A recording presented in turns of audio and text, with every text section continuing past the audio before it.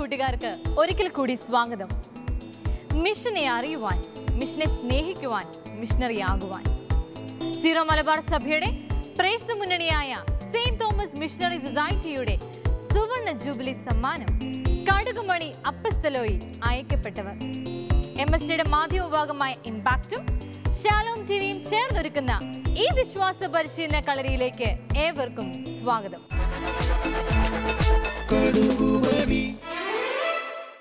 ഈ എപ്പിസോഡിന് ഒരു പ്രത്യേകതയുണ്ട്.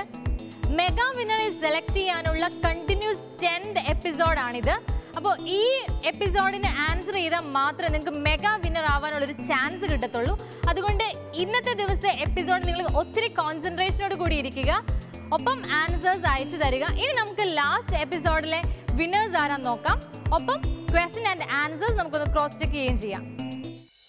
കഴിഞ്ഞ എപ്പിസോഡിലെ ചോദ്യങ്ങൾ: പരിശുദ്ധാത്മാവിനെ നമുക്ക് പ്രദാനം ചെയ്യുന്ന രക്ഷാകരമായ അടയാളങ്ങൾ എന്താണ്? ഉത്തരം കൂദാശകൾ. കൂദാശ എന്ന സുറിയാനി വാക്കിന്റെ അർത്ഥം എന്താണ്? ഉത്തരം വിശദീകരിക്കുക. കഴിഞ്ഞ എപ്പിസോഡിലെ വിന്നർ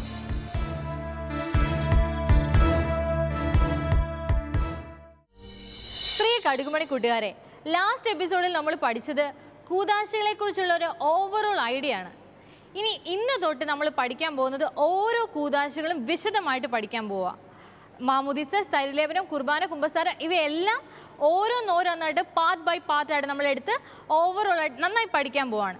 അപ്പോൾ ഇന്ന് നമ്മൾ ആദ്യമായിട്ട് ഡീൽ ചെയ്യാൻ പോകുന്നത് പ്രവേശക കൂദാശകളാണ്. ഏതൊക്കെയാണ് പ്രവേശക കൂദാശകൾ? മാമോദിസ, തൈലാഭിഷേകം, വിശുദ്ധ കുർബാന. നമ്മൾ വിശുദ്ധ കുർബാനയെ കുറിച്ച് ഓൾറെഡി പഠിച്ചു കഴിഞ്ഞു. ഇനി നമുക്ക് പഠിക്കാനുള്ളത് മാമുദിസയെ കുറിച്ചും സ്ഥൈര്യലേപനത്തെ കുറിച്ചുമാണ്. അതിനുവേണ്ടി നമുക്ക് ജോസ് അച്ഛനെ വെൽക്കം ചെയ്യാം.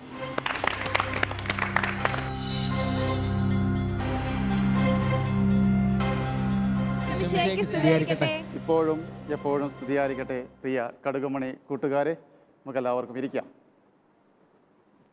കഴിഞ്ഞ ക്ലാസ്സിൽ നമ്മൾ കേട്ടത് കൂദാശകൾ ഏതൊക്കെയാണെന്നും ക്രൈസ്തവ ജീവിതത്തിൽ ആ കൂദാശകളുടെ ഫലം എന്താണ് നമ്മൾ അനുഭവിക്കുന്നതും എന്നുള്ളതാണ്. ഇന്ന് നമ്മൾ കാണാൻ പോകുന്നത് പ്രവേശക കൂദാശകളെ പറ്റിയാണ്. നമുക്കറിയാം, കൂദാശകളെ തന്നെ നമുക്ക് 4ആയിട്ട് തിരിക്കാം. പ്രവേശക കൂദാശകൾ, സൗഖ്യദായക കൂദാശകൾ, വിവാഹം, തിരുപ്പട്ടം, അങ്ങനെ നമുക്ക് 4ആയിട്ട് തിരിക്കാവുന്നതാണ്. പ്രവേശക കൂദാശകൾ എന്തുകൊണ്ടാണ് അങ്ങനെ പറയുന്നത്? ഈ കൂദാശകളിലൂടെ നമുക്ക് ഒരു പ്രവേശനം, അല്ലേ? പ്രവേശക കൂദാശകൾ എന്ന് പറഞ്ഞാൽ പ്രവേശനമാണല്ലോ. പ്രവേശനം ലഭിക്കുകയാണ്. എങ്ങോട്ടാണ് പ്രവേശനം ലഭിക്കുന്നത്?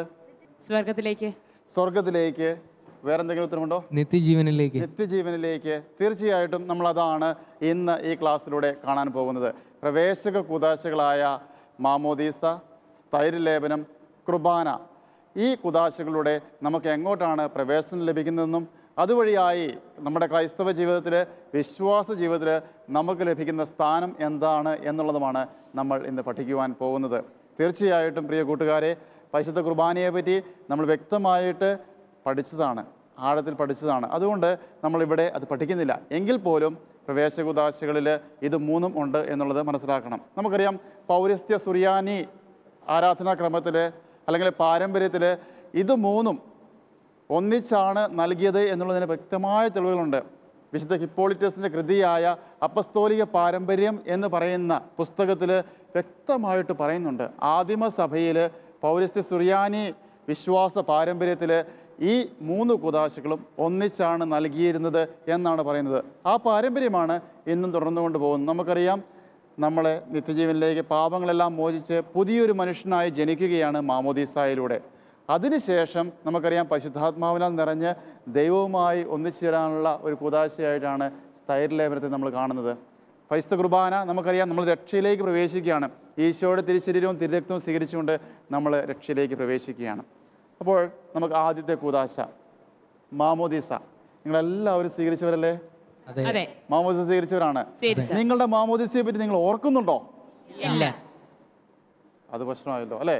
പിന്നെ എങ്ങനെയാണ് മാമോദീസയെ പറ്റി പറയാൻ പറ്റുന്നത്? നിങ്ങൾ മാമോദീസ എന്ന് പറയുന്ന കൂദാശ കണ്ടിട്ടുണ്ടോ? നിങ്ങളുടെ ബന്ധത്തിൽപ്പെട്ട വല്ലവരുടേതുമായിരിക്കാം, അല്ലെങ്കിൽ നിങ്ങളുടെ അനിയന്മാരുടേതായിരിക്കാം. ചേട്ടന്മാരുടെ, ചേച്ചിമാരുടെ കാണാൻ സാധ്യതയില്ലല്ലോ. ഇല്ല. ഓക്കെ, അനിയന്മാരുടേത്, ബന്ധത്തിൽപ്പെട്ട ആരുടെയെങ്കിലുമൊക്കെ ആയിട്ട് നിങ്ങൾ കണ്ടിട്ടുണ്ടായിരിക്കും. പ്രവേശക കൂദാശയിൽ ആദ്യത്തെ കൂദാശയായ മാമോദീസായുടെ ആദ്യ ഭാഗങ്ങൾ നടക്കുന്നത് ദേവാലയത്തിൻ്റെ പുറത്ത് മെയിൻ വാതിലിൻ്റെ അവിടെ, ആനവാതിൽ എന്നൊക്കെ പറയുന്ന മെയിൻ വാതിലിൻ്റെ അവിടെ വെച്ചാണ്. അവിടെ വെച്ച് പുരോഹിതൻ പ്രദക്ഷിണമായി ശുശ്രൂഷയോടൊപ്പം വാതിൽക്കൽ വന്ന് പുറത്ത് കാത്തു നിൽക്കുന്ന ശിശുവിനെയും ശിശുവിൻ്റെ തലതൊട്ടപ്പനെയും തലതൊട്ടമ്മയെയും ബന്ധുക്കളെയും അഭിസംബോധന ചെയ്തതിന് ശേഷം പ്രാരംഭ പ്രാർത്ഥനകൾ ആരംഭിക്കുകയാണ്. അവിടെ വെച്ച് വൈദികൻ ആദ്യത്തെ ലേപനം നടത്തി ദേവാലയത്തിലേക്ക് പ്രവേശിപ്പിക്കുകയാണ്. എത്ര മനോഹരമായ സംഭവമാണ് നമ്മളിവിടെ കാണുന്നത്. നമുക്കറിയാം, പ്രവേശക കൂദാശകളാണെന്ന് പറഞ്ഞു, മാമോദീസായുടെ ഒരു വ്യക്തി സഭയിൽ അംഗമായി തീരുകയാണെന്ന് പറഞ്ഞു, നിത്യജീവനിലേക്ക് തിരിച്ചു വരികയാണെന്ന് പറഞ്ഞു. സഭയിൽ അംഗമാകുന്നതിൻ്റെ മനോഹരമായ ഒരു പ്രതീകമാണ് അവിടെ നമ്മൾ കാണുന്നത്. അതിനു മുമ്പ് വൈദികൻ ചോദിക്കുന്ന അല്ലെങ്കിൽ കാർമ്മികൻ ചോദിക്കുന്ന ചോദ്യമുണ്ട്. എന്താണ്? പാപവും പാപ സാഹചര്യങ്ങളും നീ ഉപേക്ഷിക്കുന്നുവോ? പാപവും പാപ സാഹചര്യങ്ങളും നീ ഉപേക്ഷിക്കുന്നുവോ? ജോഫിന് ഓർമ്മയുണ്ടായിരുന്നു? ജോഫിനോട് ചോദിച്ചത് ഓർമ്മയുണ്ടായിരുന്നെന്ന്, ശിശുവായിരുന്നപ്പോൾ ഓർമ്മയുണ്ടായിരുന്നു. നമുക്ക് ഉത്തരം പറയാൻ സാധിക്കാത്തതുകൊണ്ട് നമ്മുടെ തലതൊട്ടപ്പനും തലതൊട്ടമ്മയുമാണ് നമുക്ക് വേണ്ടി ഉത്തരം പറഞ്ഞത്. വിശ്വാസത്തിൽ വളരുവാൻ നിന്നെ ആഗ്രഹിക്കുന്നു എന്ന് പറയുകയാണ്. ഇതാണ് യഥാർത്ഥത്തിൽ. ആ സമ്മതത്തിന് ശേഷം സഭയിൽ ഒരു അംഗമായി വൈദികൻ കാർമ്മികൻ ശിശുവിനെ ദേവാലയത്തിലേക്ക് പ്രവേശിപ്പിക്കുകയാണ്. തുടർന്ന് നമുക്കറിയാം, ദേവാലയത്തിനകത്ത് മദ്ബഹായിക്ക് സമീപം സ്ഥാപിച്ചിരിക്കുന്ന മാമോദീസ തൊട്ടിയുടെ അടുത്താണ് അടുത്ത ഭാഗങ്ങൾ നടക്കുന്നത്. അവിടെ നമുക്കറിയാം സ്നാനം നൽകുകയാണ്. പിതാവിൻ്റെയും പുത്രൻ്റെയും പരിശുദ്ധാത്മാവിൻ്റെയും നാമത്തിൽ നിന്നെ ഞാൻ മാമോദീസ മുക്കുന്നു. ഇതാണ് മാമോദീസ മുക്കിക്കൊണ്ട് ആ ശിശുവിനെ സഭയിൽ അംഗമാക്കുകയാണ്. ആ വെള്ളം ഒഴിക്കുന്ന വഴിയായിട്ടാണ് വിശുദ്ധീകരിക്കുകയാണ്. പാപങ്ങളെല്ലാം കഴുകി വിശുദ്ധീകരിക്കുകയാണ്. നമുക്കറിയാം, 2 തരത്തിലുള്ള പാപങ്ങളാണ് അവിടെ മോചിക്കപ്പെടുന്നത്. നമ്മുടെ ഉദ്ഭവ പാപവും കർമ്മപാപവും. എന്തെങ്കിലും കർമ്മപാപങ്ങളുണ്ടെങ്കിൽ അല്ലെങ്കിൽ സഭയുടെ പാരമ്പര്യം അനുസരിച്ച് വിശ്വാസം അനുസരിച്ച് ഒരു ശിശു ജനിക്കുമ്പോൾ ഉണ്ടാകാൻ സാധ്യതയുള്ള ഉത്ഭവ പാപം എന്തൊക്കെ നമ്മൾ പഠിച്ചിട്ടുള്ളതാണ്. എന്തൊക്കെയാണ് ഈ പാപങ്ങൾ എന്നുള്ളത് പഠിച്ചതാണ്. ഈ 2 പാപങ്ങളും കഴുകി വിശുദ്ധീകരിച്ച് നിത്യജീവനിലേക്ക് യേശുവിനോടൊപ്പം ആണ് പാപത്തിൽ മരിച്ചുപോയ നമ്മളെ വീണ്ടും ഉയർപ്പിക്കുകയാണ്. ഒരു ഉയർപ്പിൻ്റെതായ ഒരു അനുഭവം നമുക്ക് മാമോദീസയിലൂടെ തിരുസഭ നൽകുകയാണ്, ഈ കൂദാശയിലൂടെ നൽകുകയാണ്. യേശുവിൻ്റെ മരണോത്ഥാനത്തിൽ പങ്കുചേരുകയാണ് മാമോദീസയിലൂടെ നമ്മൾ ചെയ്യുന്നത്. അതിനുശേഷം നമുക്കറിയാം, മനോഹരമായ വസ്ത്രങ്ങളൊക്കെ ധരിപ്പിച്ച്, അല്ലേ, വെള്ള വസ്ത്രങ്ങളൊക്കെ ധരിപ്പിച്ച് പ്രകാശമായ തിരി നൽകുന്നു. ഇതൊക്കെ പ്രതീകാത്മകമായിട്ട് ചെയ്യുകയാണ്. പാപങ്ങളെല്ലാം മോചിച്ച് ആ സഭയിലോട് അംഗമായി തീർന്ന് വിശുദ്ധിയിൽ ചേർന്ന ശിശു ഇതാ വെള്ള വസ്ത്രം ധരിച്ച്, വെള്ളം നമുക്കറിയാം എന്തിൻ്റെ പ്രതീകമാണ്? വെള്ള സമാധാനത്തിൻ്റെതാണ്, വിശുദ്ധിയുടെ പ്രതീകമാണ്. ഇതെല്ലാം ധരിപ്പിക്കുകയാണ്. അതിനുശേഷം ലോകത്തിൻ്റെ പ്രകാശമായിരിക്കുവാൻ വേണ്ടി തിരിയും കൂടെ നൽകുകയാണ്. അതോടൊപ്പം തന്നെ നമുക്കറിയാം, സഭയുടെ വിശ്വാസം ഏറ്റുപറയുന്ന ഒരു സംഭവമുണ്ട്. അതിനകത്ത് ഒരു ഭാഗമുണ്ട്, സഭയുടെ വിശ്വാസം ഏറ്റുപറയുകയാണ്. അവിടെ ശിശുവിന് പറയാൻ സാധിക്കാത്തതുകൊണ്ട് ശിശുവിന് വേണ്ടി തലതൊട്ടപ്പനും തലതൊട്ടമ്മയും അതോടൊപ്പം ബന്ധുമിത്രാദികളെല്ലാവരും കൂടെ ഏറ്റുപറയുകയാണ് വിശ്വാസം. ആ വിശ്വാസത്തിൽ വളർന്നു കൊള്ളാം എന്നാണ് അവിടെ പറയുന്നത്. ഇതാണ് മാമോദീസ പ്രവേശക കൂദാശയിലെ 1ാമത്തെ കൂദാശ. അടുത്തത് നമ്മൾ കാണുന്നത് 2ാമത്തത്. അതേതാണ്? തൈലാഭിഷേകം അല്ലെങ്കിൽ തൈര് ലേപനം എന്ന് പറയുന്നത്. അതുകൊണ്ട് നമുക്ക് സഭയിൽ നമ്മുടെ വിശ്വാസ ജീവിതത്തിൽ എന്ത് ഫലമാണ് ലഭിക്കുന്നത്? കഴിഞ്ഞ ക്ലാസ്സിൽ നിങ്ങൾ പറഞ്ഞതാണ്, തൈലാഭിഷേകത്തിലൂടെ നമുക്ക് എന്ത് ഫലമാണ് ലഭിക്കുന്നത്? പരിശുദ്ധാത്മാവിനാൽ നമ്മൾ നിറയുകയാണ്. പരിശുദ്ധാത്മാഭിഷേകത്താൽ നമ്മൾ നിറയുകയാണ്. നമുക്കറിയാം, സഭയിൽ അംഗമായി കഴിഞ്ഞപ്പോൾ, യേശുവിൻ്റെ മരണത്തിൽ ഉദ്ധാനത്തിൽ നമ്മൾ അംഗമായി കഴിഞ്ഞപ്പോൾ, പരിശുദ്ധാത്മാവിൻ്റെ ശക്തിയാൽ നമ്മളെ നയിക്കുവാൻ വേണ്ടി, നമുക്ക് മുന്നോട്ട് ജീവിക്കുവാൻ വേണ്ടി, ആ വിശുദ്ധിയിൽ ജീവിക്കുവാൻ വേണ്ടി പരിശുദ്ധാത്മാവിൻ്റെ കൃപയും അനുഗ്രഹവും ലഭിക്കുന്ന കൂദാശയാണ് തൈലാഭിഷേകം അല്ലെങ്കിൽ തൈര് ലേപനം എന്ന് പറയുന്നത്. പ്രവേശക കൂദാശയായതുകൊണ്ട് മലബാർ സഭയുടെ പാരമ്പര്യം അനുസരിച്ച്, സുറിയാനി പാരമ്പര്യം അനുസരിച്ച് ഇത് രണ്ടും കൂടി ഒന്നിച്ചാണ്, 3 കൂദാശകളൂടെ ഒന്നിച്ചാണ് നമുക്ക് ലഭിക്കുന്നത്. നമുക്കറിയാം, ഇതിന് ശേഷം മാമോദീസായ്ക്ക് ശേഷം കാർമ്മികൻ സമൂഹത്തെ ഉദ്ബോധിപ്പിക്കുകയാണ്. അടുത്തത് പരിശുദ്ധാത്മാവിനെ സ്വീകരിക്കുന്ന തൈര് ലേപനമാണ് നടക്കാൻ പോകുന്നത്. പരിശുദ്ധാത്മാവിന്റെ കൃപയാൽ നിറയാൻ വേണ്ടി നമുക്ക് എല്ലാവർക്കും പ്രാർത്ഥിക്കാം എന്ന് പറഞ്ഞുകൊണ്ട് പരിശുദ്ധാത്മാവിന് മനോഹരമായ ആ പാട്ട് പാടുകയാണ്. പരിശുദ്ധാത്മാവേ വരണമേ എൻ്റെ ഹൃദയത്തിൽ. ഇവിടെ ആ ശിശു ഇതൊന്നും അറിയത്തില്ലാതെ അവിടെ ചിരിച്ചുകൊണ്ടിരിക്കുകയായിരിക്കും. പക്ഷേ നമ്മളെല്ലാവരും കൂടി, അവിടെ കൂടിയിരിക്കുന്ന എല്ലാ സമൂഹം മുഴുവനും ഈ ശിശുവിന് മേലെ പരിശുദ്ധാത്മാവിനാൽ നിറഞ്ഞ് പരിശുദ്ധാത്മാവിന്റെ കൃപയും ശക്തിയും ലഭിക്കുന്നതിന് വേണ്ടി പ്രാർത്ഥിക്കുകയാണ്. മനോഹരമായ കർമ്മങ്ങളിലൂടെയാണ് നമ്മൾ കടന്നു പോകുന്നത്. അതിനുശേഷം അടുത്ത തൈലാഭിഷേകത്തിലൂടെ പരിശുദ്ധാത്മാവിനാൽ റൂഷ്മ ചെയ്യപ്പെടുകയാണ്, അല്ലെങ്കിൽ അനുഗ്രഹിക്കപ്പെടുകയാണ്, മുദ്രിത അല്ലെങ്കിൽ മുദ്രിതനാക്കപ്പെടുകയാണ് ചെയ്യുന്നത്. ഇതുവഴിയായിട്ട് പരിശുദ്ധാത്മാവിനാൽ നിറഞ്ഞ് ദൈവത്തിൻ്റെ കുഞ്ഞായി വളരുവാൻ വേണ്ടി ആ ശിശുവിനെ ഉദ്ബോധിപ്പിക്കുകയാണ് സഭ കാർമ്മികൻ ഈ കുദാശയിലൂടെ ചെയ്യുന്നത്. തൈലാഭിഷേക ശുശ്രൂഷകളിൽ നമുക്ക് മനസ്സിലാക്കേണ്ട മറ്റൊരു കാര്യമുണ്ട്. നമുക്കറിയാം, ഈശോനാഥൻ തന്നെ പരിശുദ്ധാത്മാവിനാൽ അഭിഷിക്തനായതാണ്, അല്ലേ? മാമോദീസ വേളയിൽ പരിശുദ്ധാത്മാവിനാൽ നിറഞ്ഞു എന്ന് പറയുന്നുണ്ട്, അല്ലേ? അതിനുശേഷം നമുക്ക് സ്ലീഹന്മാരുടെ ജീവിതത്തിലേക്ക് നോക്കുകയാണെങ്കിൽ നമുക്കറിയാം, സ്ലീഹന്മാരും ഇതുപോലെ തന്നെ പരിശുദ്ധാത്മാവിനാൽ നിറഞ്ഞവരാണ്. പരിശുദ്ധാത്മാവ് വന്നപ്പോൾ അവർക്കുണ്ടായ വ്യത്യാസം നമുക്കറിയാം, അപ്പസ്തോല പ്രവർത്തനങ്ങൾ നമ്മൾ വായിക്കുന്നതാണ്. ഈ അപ്പസ്തോലന്മാർ ലോകത്തിൻ്റെ നാനാഭാഗങ്ങളിലേക്ക് പോയി സുവിശേഷം പ്രസംഗിച്ചപ്പോൾ അവിടെയും അവർക്കും പരിശുദ്ധാത്മാവിൻ്റെ അനുഭവം, ഈ സ്ലീഹന്മാരെ ശ്രവിച്ചവർക്കും പരിശുദ്ധാത്മാവിൻ്റെ അനുഭവം ഉണ്ടായി എന്നുള്ളത് നമുക്കറിയാവുന്നതാണ്. അപ്പോൾ ഈ പരിശുദ്ധാത്മാവിൻ്റെ അഭിഷേകം ആദ്യമേ മുതലേ ഉള്ളതാണ്. അതാണ് സഭ ഇന്നും നമ്മുടെ ഈ തൈലലേപനത്തിലൂടെ, തൈലാഭിഷേക ശുശ്രൂഷയിലൂടെ തുടർന്നുകൊണ്ടിരിക്കുന്നത്. അതിനാൽ പ്രിയപ്പെട്ടവരെ, നമുക്കറിയാം, യോഹന്നാന്റെ സുവിശേഷത്തിൽ പറയുന്നുണ്ട്, ആത്മാവിനാൽ, ജലത്താലും ആത്മാവിനാലും ജനിക്കുന്നില്ലെങ്കിൽ ഒരുവനും പ്രവേശിക്കില്ല. പ്രിയ കടുകുമണി കൂട്ടുകാരെ, പ്രിയ പ്രേക്ഷകരെ, യോഹന്നാൻ ശ്ലീഹായെ പോലെ ഞങ്ങളും ആവർത്തിക്കുകയാണ്, ജലത്താലും ആത്മാവിനാലും ജനിക്കുന്നില്ലെങ്കിൽ നമ്മളാരും സ്വർഗ്ഗരാജ്യത്തിൽ പ്രവേശിക്കുകയില്ല. ഇതാ ഈ പ്രവേശക കുദാശകളിലൂടെ സഭ നമുക്ക് നൽകുന്ന മനോഹരമായ ഒരു അവസരമാണ് ജലത്താലും ആത്മാവിനാലും ജനിക്കാൻ വേണ്ടി. ജലത്താൽ നമ്മൾ മാമോദീസായിലൂടെ ജനിക്കുന്നു, ആത്മാവിനാൽ നമ്മൾ സ്ഥൈര്യലേപനത്തിലൂടെ ജനിക്കുകയാണ്. കുദാശകൾ സ്വീകരിച്ചവരാണ് നമ്മൾ. ഇനി ആ കുദാശയിൽ നമുക്ക് ലഭിച്ചിരിക്കുന്ന ഈ മഹാദാനം, വിശ്വാസത്തിൻ്റെതായ ഈ ഫലം, ജലത്താൽ വീണ്ടും ജനിച്ച നമ്മൾ, ആത്മാവിനാൽ വീണ്ടും ജനിച്ച നമ്മൾ, അതിൻ്റെ ഫലങ്ങൾ പുറപ്പെടുവിക്കാൻ വേണ്ടി ശ്രദ്ധിക്കാം. അങ്ങനെ വിശ്വാസത്തിൽ നമുക്ക് വളരാം. അതിനുള്ള കൃപ ദൈവം നിങ്ങൾക്ക് ഓരോരുത്തർക്കും നൽകട്ടെ എന്ന് ഞാൻ പ്രാർത്ഥിക്കുന്നു. ദൈവം നിങ്ങളെ ഓരോരുത്തരെയും അനുഗ്രഹിക്കട്ടെ.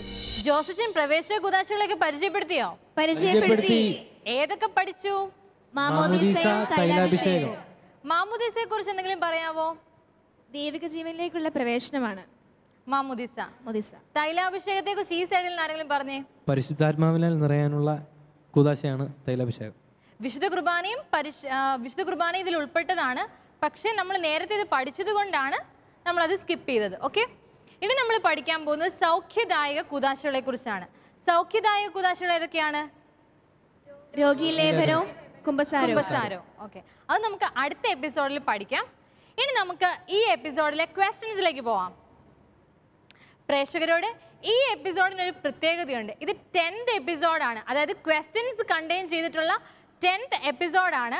നിങ്ങൾ ആദ്യം തൊട്ട് 10 എപ്പിസോഡ് കണ്ടിന്യൂസ് ആയിട്ട് ആൻസർ ചെയ്താൽ മാത്രമേ നിങ്ങൾക്ക് വിന്നർ ആവാൻ പറ്റത്തുള്ളൂ, മെഗാ വിന്നർ ആവാൻ പറ്റത്തുള്ളൂ. അപ്പം ഈ എപ്പിസോഡിലെ ആൻസേഴ്സ് കറക്റ്റായിട്ട് ചെയ്യുക.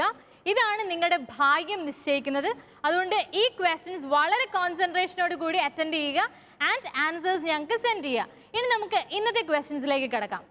ഇന്നത്തെ ചോദ്യങ്ങൾ: പ്രവേശക കൂദാശകൾ ഏതൊക്കെയാണ്? ഒരിക്കൽ കൂടി, പ്രവേശക കൂദാശകൾ ഏതൊക്കെയാണ്? രണ്ടാമത്തെ ചോദ്യം: പൗരസ്ത്യ സഭകളിൽ പ്രവേശക കൂദാശകൾ ഒന്നിച്ചു നൽകി എന്ന് പ്രതിപാദിക്കുന്ന വിശുദ്ധ ഹിപ്പോൾട്ടസിന്റെ കൃതി ഏതാണ്?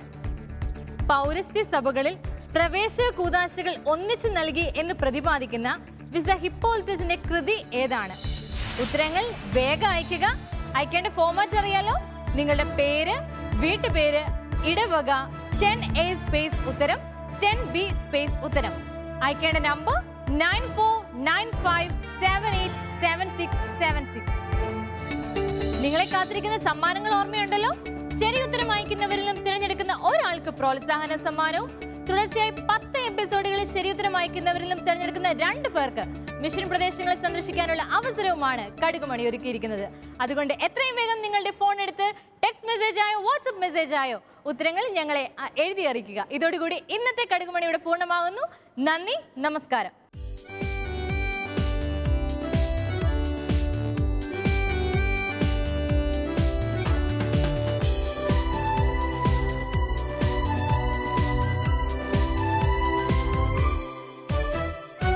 കൂട്ടുകാരൊപ്പം പാഠം പഠിക്കാം, പ്രേഷിത പാതകളറിയാൻ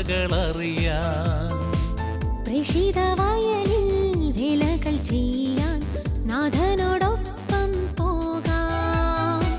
ഭൂമിതിലെങ്ങും സാക്ഷികളാകാൻ അയക്കപ്പെട്ടവർ നാം. കടുകുമണി അപ്പോസ്തലോയ് ലവ് ദ മിഷൻ, കടുകുമണി അപ്പോസ്തലോയ് ലവ് ദ മിഷൻ, കടുകുമണി അപ്പോസ്തലോയ് ഫോർ ദ മിഷൻ.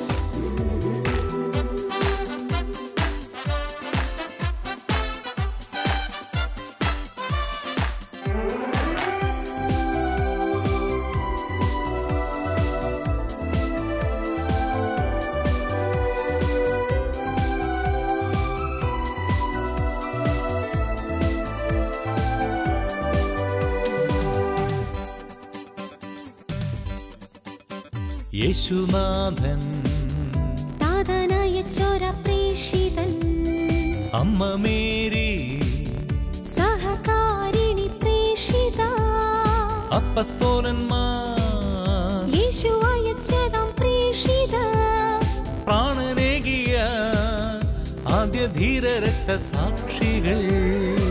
പ്രേഷിത വഴിയിൽ ചിന്നിണമൊഴുക്കി ഇന്നും അനേകം ധീര. പ്രേഷിതർക്കായി അഞ്ജലി കൂപ്പാൻ